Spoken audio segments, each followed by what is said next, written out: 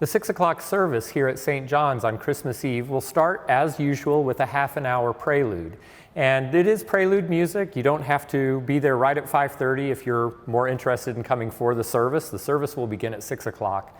But we do have a half an hour of choral music that will be with orchestra from 5:30 to 6. And the piece that we're doing this year is the first section of Bach's Christmas Oratorio.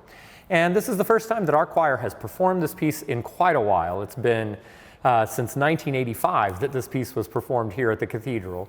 And since it's a little bit unfamiliar, we thought that maybe it would be interesting to have some of the context about this piece. Bach himself called this work an oratorio, in German, Weihnachtsoratorium. And yet, if you're familiar with oratorios like Mendelssohn's Elijah, it's not quite the narrative telling of a story that we usually think of with an oratorio. This is really actually a collection of 6 individual pieces, and they were the cantatas, the church cantatas that Bach wrote for 6 days in the Christmas week.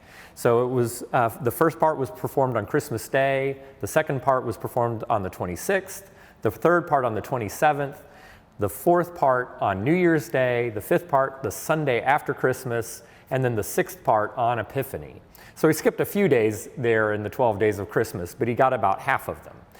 And so they are indeed 6 individual pieces that were performed on 6 different days, and yet it's clear that Bach intended for it to be one arc, to be one unified work. And there are many clues to that other than just him calling it oratorio collectively. There are also things compositionally. The first chorale is also the last chorale. The melodies are used at the beginning and end, and so forth.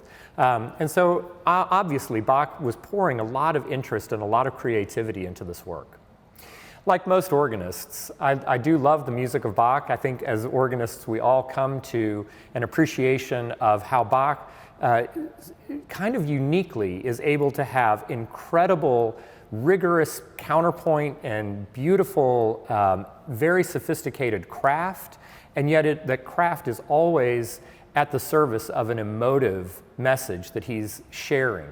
And that it's never a dry intellectual exercise, nor is it just a bunch of noise. It really is this sublime alchemy between those two.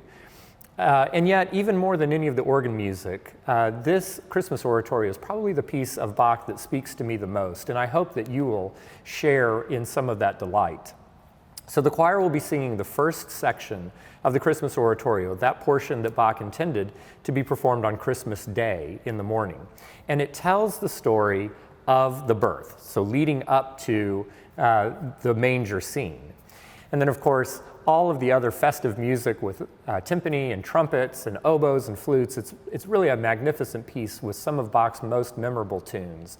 So we really hope that as you prepare for being in church on Christmas Eve here at St. John's, that you will take some time to think about how all of that is put together and enjoy this 30-minute prelude before the 6 o'clock service.